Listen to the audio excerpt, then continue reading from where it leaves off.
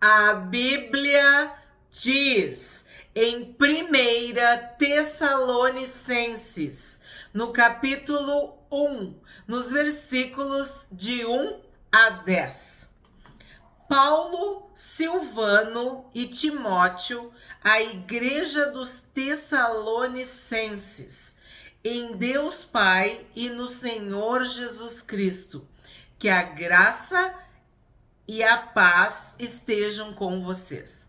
Então hoje nós vamos começar o estudo da carta de Paulo aos Tessalonicenses, a primeira carta de Paulo à igreja em Tessalônica.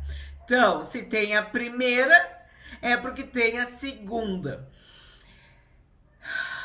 Esta carta ela é muito atual, porque ela fala da segunda vinda de Jesus.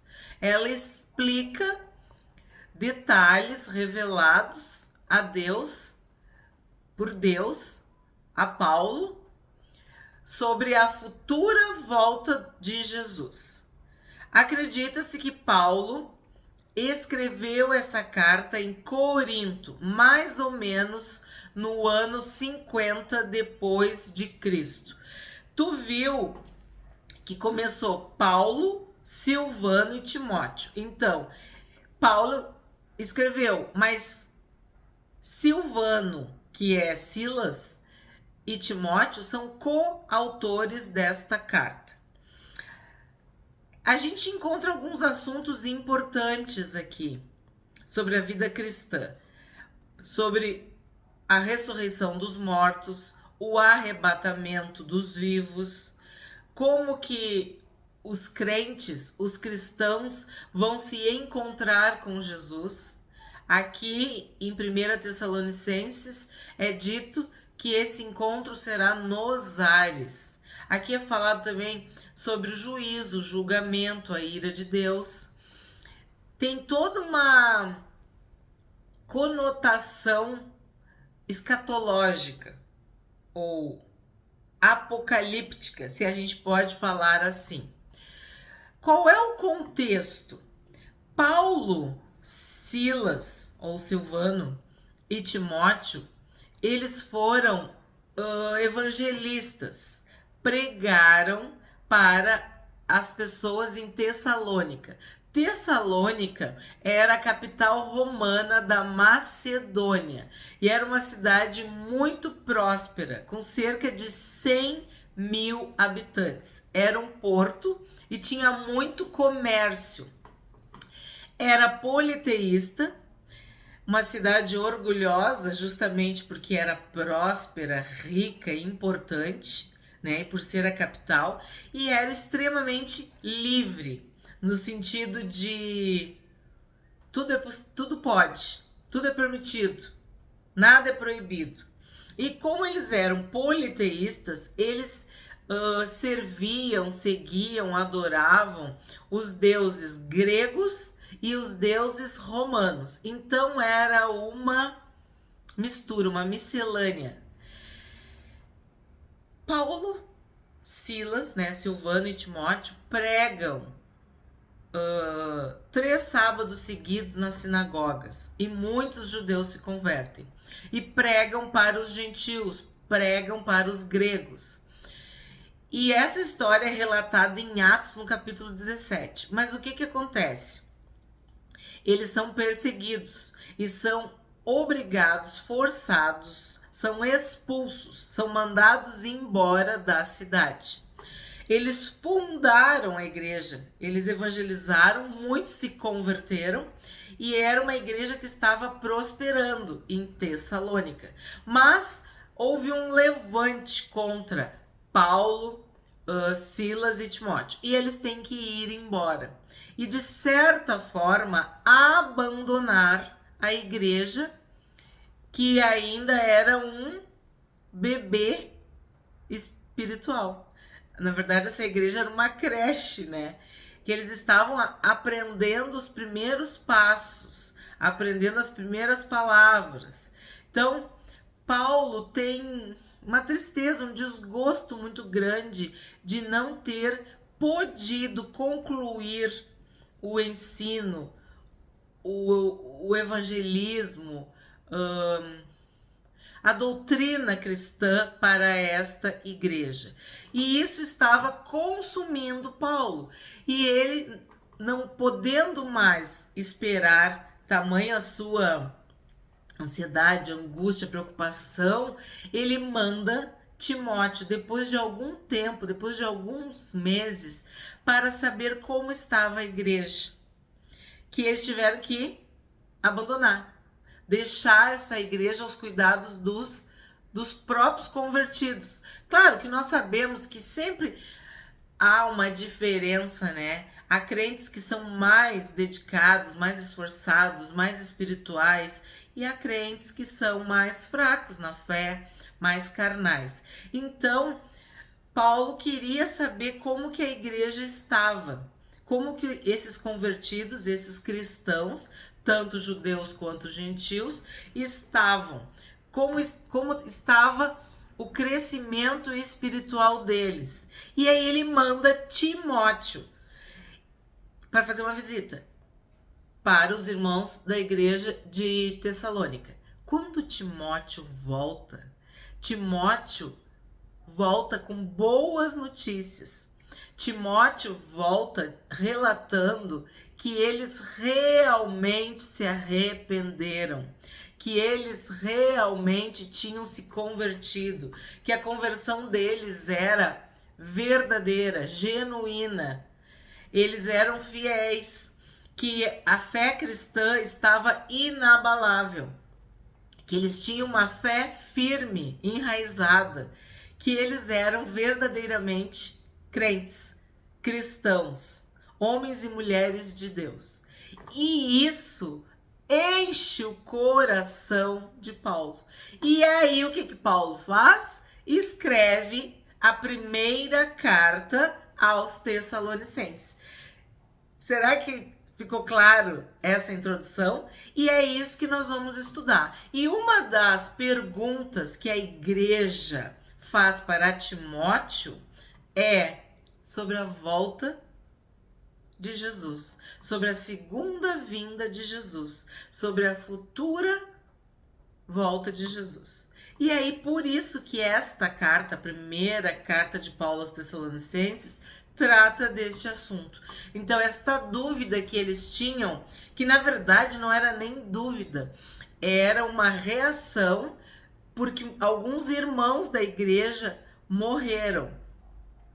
Não se sabe bem se foi de enfermidade, de perseguição, o que aconteceu, mas alguns irmãos morreram, faleceram, e os outros ficaram meio que num luto permanente, numa tristeza muito profunda, e não sabiam o que acontecia com a pessoa cristã, o crente, quando morria, porque eles tinham as doutrinas, os ensinamentos politeístas, pagãos, do que tanto gregos quanto romanos falavam. E agora que eles tinham se convertido, o que vamos dizer, a Bíblia diz a respeito dos mortos e a respeito da segunda vinda de Jesus? Então, faltaram muitos capítulos, né, que Paulo não conseguiu ensinar para a igreja. E aí, o que ele faz? Ele escreve essa carta. E ele ensina a igreja de Tessalônica e nos ensina também.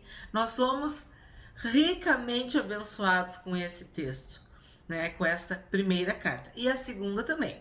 Então, com essa introdução, vamos ao capítulo 1.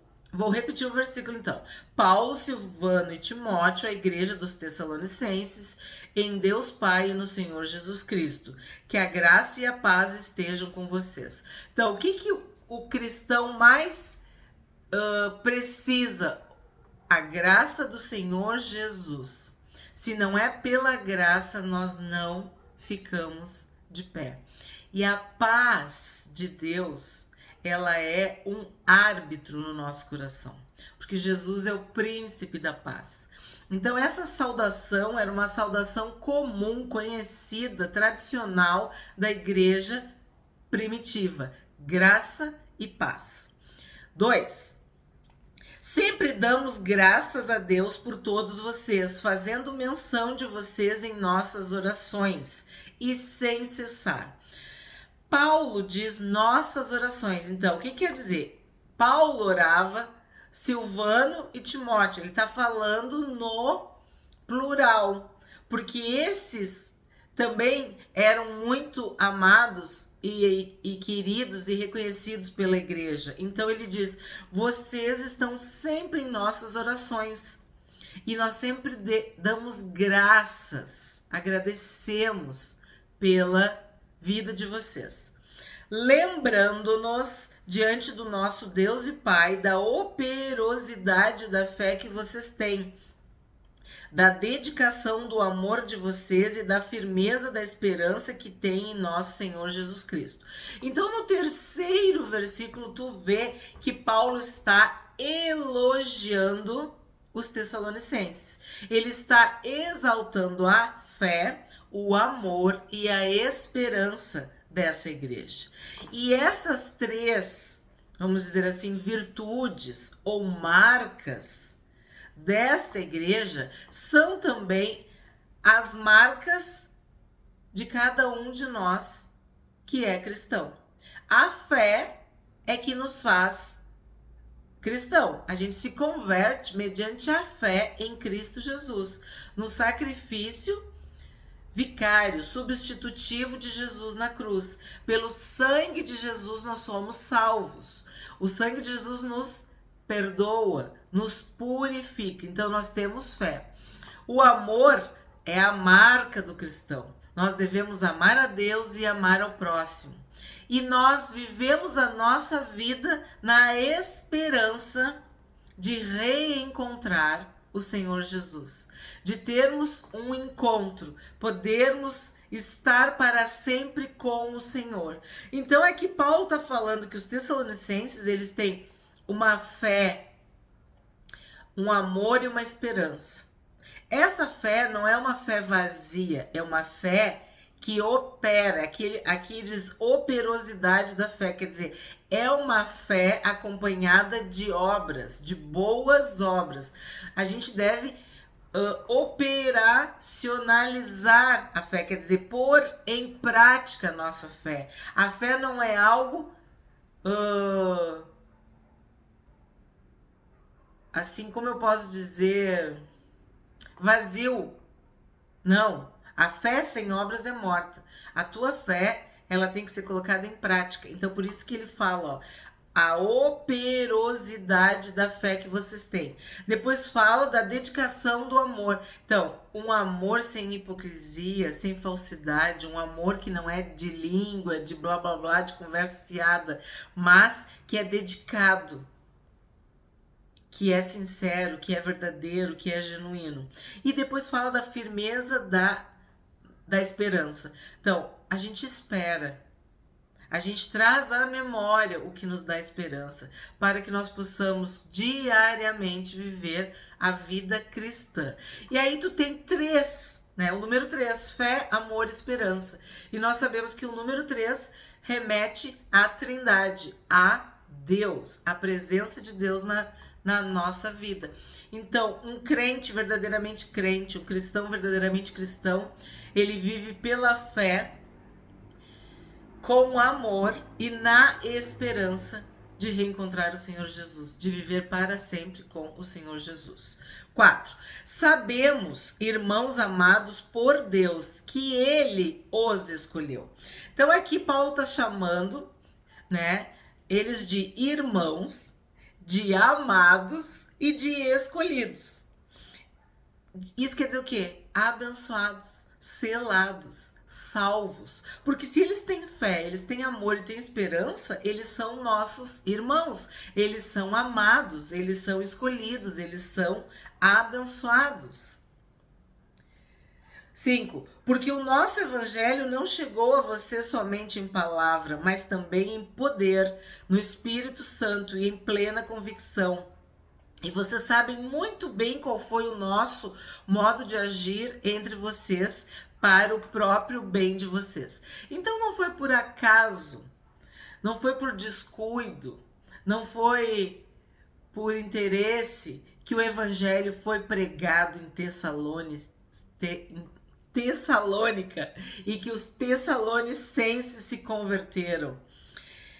Havia um desígnio divino para que isso acontecesse. Então vocês foram escolhidos, vocês foram chamados, vocês foram eleitos, vocês são abençoados, amados por Deus.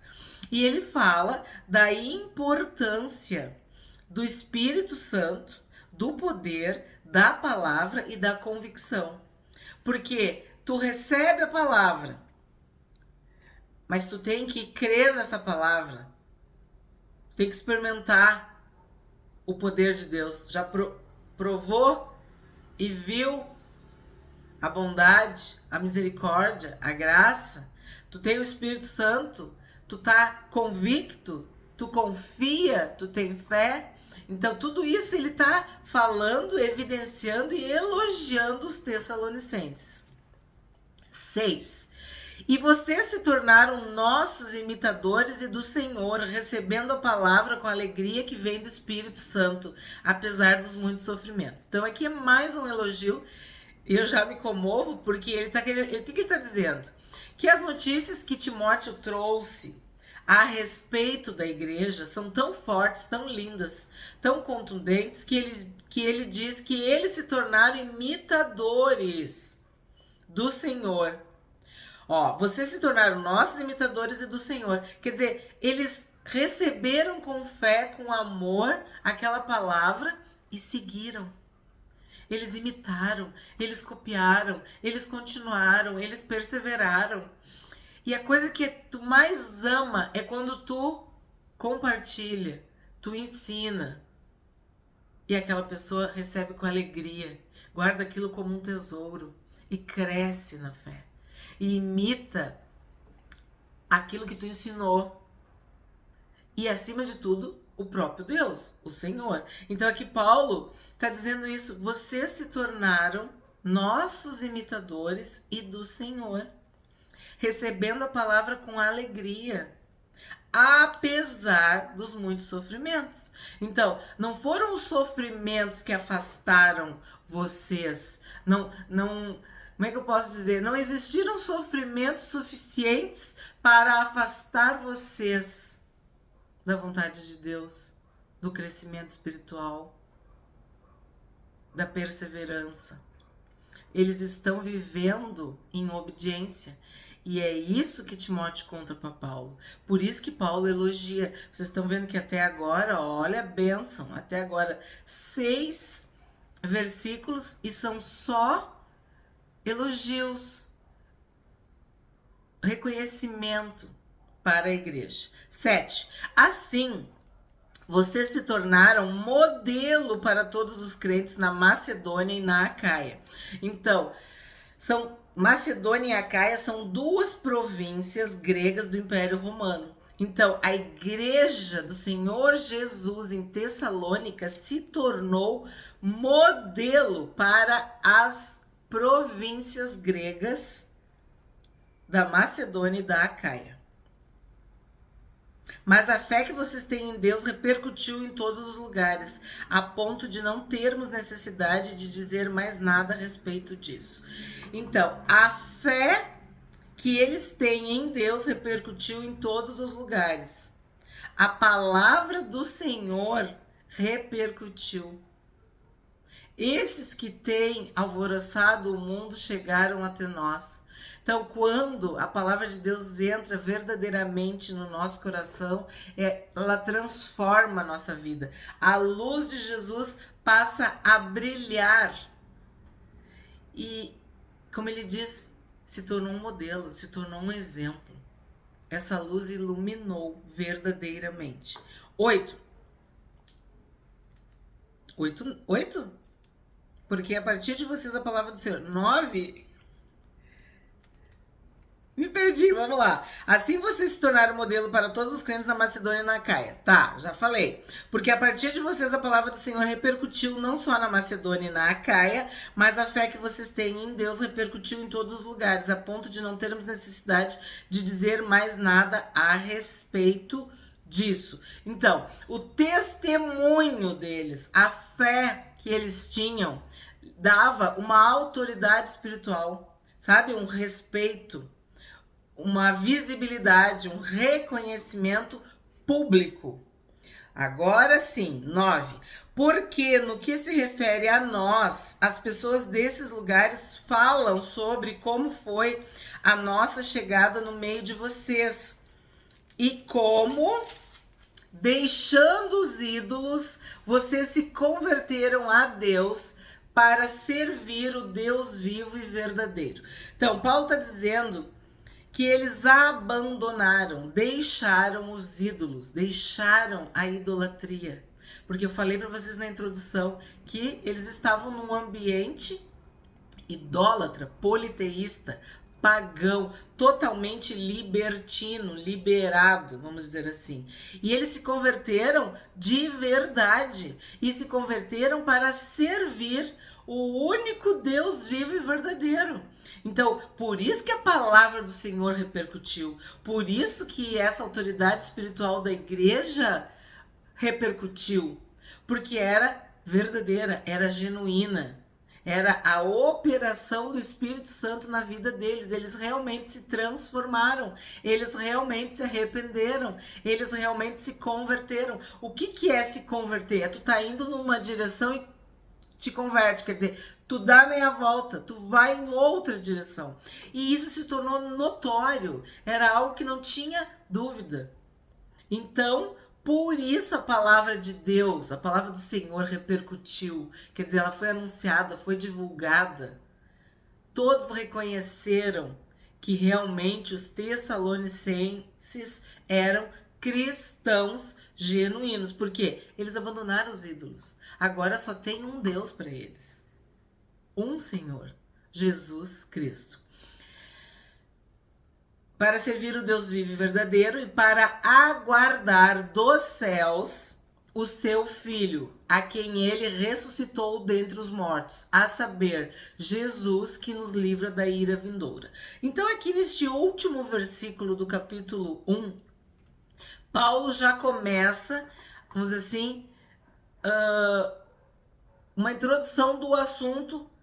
Eu não sei se eu posso falar que é o principal da carta, mas é um dos mais relevantes, mais conhecidos da carta, que é a volta do Senhor Jesus, aguardar dos céus o seu Filho. Então significa, assim como Jesus subiu aos céus e os discípulos, né, os apóstolos viram o Senhor Jesus ser assunto ao céu, ser erguido, levantado, subir aos céus, Paulo está dizendo, que nós devemos aguardar dos céus o seu Filho. Jesus ressuscitou dentre os mortos.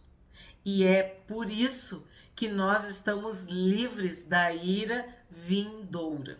Então aqui, Paulo está falando que Jesus vem dos céus. Ele foi para os céus, ele está nos céus e é de lá que nós vamos recebê-lo, encontrá-lo. É de lá que ele vem. E nós devemos aguardar dos céus o Filho de Deus, o Senhor Jesus. Então eu convido vocês a estudar 1 Tessalonicenses.